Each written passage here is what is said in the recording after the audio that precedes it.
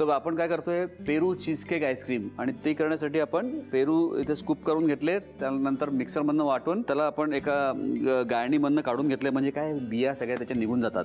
ते करून घेतले आणि असा हा जो पल्प आहे तो आपण बाजूला घेतलेला आहे, करून घेतलेला आहे. याच्यामध्ये मी आता टाकतोय हे क्रीम चीज. हे सगळ्यात आधी आपण मिक्स करून घेऊ. खरी गंमत या आईस्क्रीममधली या चीजमुळे येते. हा जो किंचित हिरवट जो रंग आहे ना, तो तर पेरूच्या सालामुळे आहेच, पण त्याचबरोबर त्यात पुदिना पण आपण टाकलेला आहे.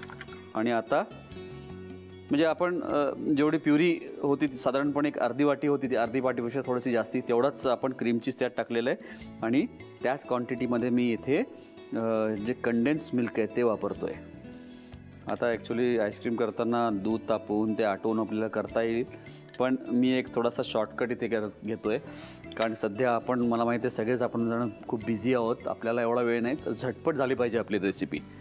आता हे मिश्रण झाल्यानंतर आपण त्याला फ्रीझरमध्ये ठेवायचं आहे. त्याला 1.5 तासानंतर काढून परत एकदा फेटायचं आहे. म्हणजे जेव्हा ते सेट व्हायला लागेल ना आईस्क्रीम, तेव्हा काढून त्याला फेटायचं आहे. म्हणजे काय होईल की क्रिस्टल्स फॉर्म होणार नाहीत. म्हणजे कुठलेही क्रिस्टल झाले असतील ते आईस्क्रीममध्ये तर ते मोडल्या जातील आणि परत फेटल्यानंतर ते आईस्क्रीम क्रीमी लागेल जास्ती छान.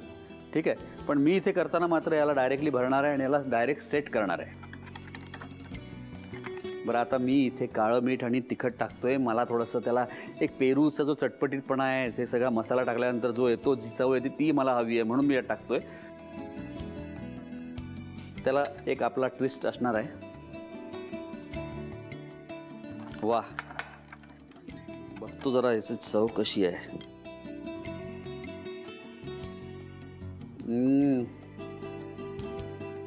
मला असं वाटतं की आईस्क्रीम बनवण्यासाठी वाट बघायची मला जरूरत नाही, मी असंच संपवतो आता.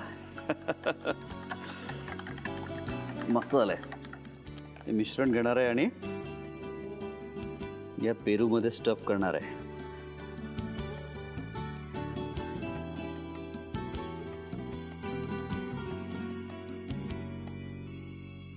याच्यात टाकूया टूटी फ्रुटी, म्हणजे आपलं जे आईस्क्रीम आहे ते एकदम टेम्पटिंग दिसेल. आता मंडळी याला मी फ्रीझरमध्ये ठेवणार आहे आणि सेट करणार आहे. आणि नंतर एकदा सेट झालं की मग यातलं एकही उरणार नाही आहे. हे मी करून घेतो, तोपर्यंत तुम्ही साहित्य आणि कृती लिहून घ्या. पेरू चीज केक आईस्क्रीम बनवण्यासाठी लागणारे साहित्य: पेरू, काळं मीठ, पुदिन्याची पानं, लाल तिखट, कंडेन्स मिल्क, क्रीम चीज आणि टूटी फ्रुटी. कृती: प्रथम पेरूचे 2 भाग करून घ्यावेत. पेरूचा मधला भाग आणि बिया काढून घ्याव्यात. पेरूचा गर आणि पुदिन्याची पानं मिक्सर मध्ये वाटून मिश्रण गाळून घ्यावं. गाळून घेतलेल्या पेरूच्या मिश्रणामध्ये चीज क्रीम घालून नीट एकजीव करून घ्यावं. एकजीव केल्यानंतर त्यामध्ये कंडेन्स मिल्क, काळं मीठ आणि लाल तिखट घालून नीट मिसळून घ्यावं. तयार आईस्क्रीम पेरूच्या पोकळ भागात नीट भरून टूटी फ्रुटीची सजावट करून घ्यावी. तयार आईस्क्रीम फ्रीज मध्ये सेट करून घ्यावं आणि सर्व्ह करावं.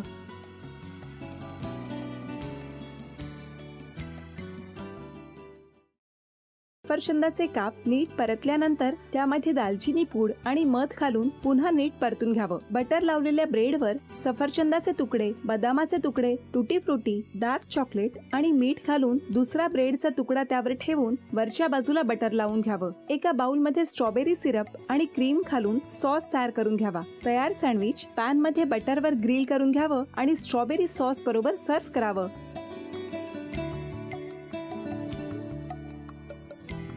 हे जेव्हा बोलत होते तेव्हा मी बघत होतो की या दोघांनी स्वतःचा संसार उभा केलाच, पण स्वतःच्या संसाराबरोबर अनेकांच्या आयुष्यात आनंद निर्माण केला. तो आनंद महत्त्वाचा. हसत राहा, आनंदी राहा असं म्हणत शुभेच्छा देऊया. आणि ही झी मराठीकडून भेटवस्तू डेव्हिड तुमच्यासाठी. अभिनंदन.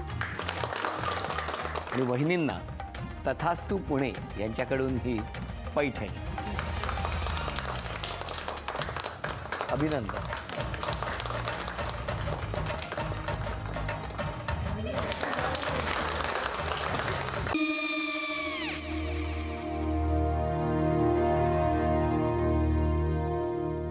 काय गो? काय झालं? काय झालं? काय आले, मी निकाल लावून आली. हो, पण तिची आईच काय बोलली? तिला वाटलं का सगळ्या निशाने आपल्या चुका कबूल केल्या का? आई, मी चांगलं सुनावून आली आहे. त्या तिची बाजू घेत होत्या, पण मी लक्ष दिलं नाहीये. खूप झालं आता. चांगुलपणा खूप झाला. मऊ दिसलं ना की कोपऱ्याने खणतात ना माणसं, ते असं. अगो पण आईच म्हणली काय तिची, पटला काय तिका? मला माहिती नाहीये. आई, मी तुम्हाला नंतर फोन करते. हो. आणि आई बाबा जे बोलले त्याचं वाईट नका वाटून घेऊ. सॉरी. सॉरी काय त्या? नेहा आले. आई मी येते. होय. काकू येते.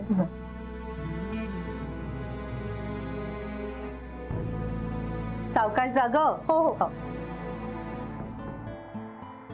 मग काय काकू, कधी उडवता लग्नाचा बार?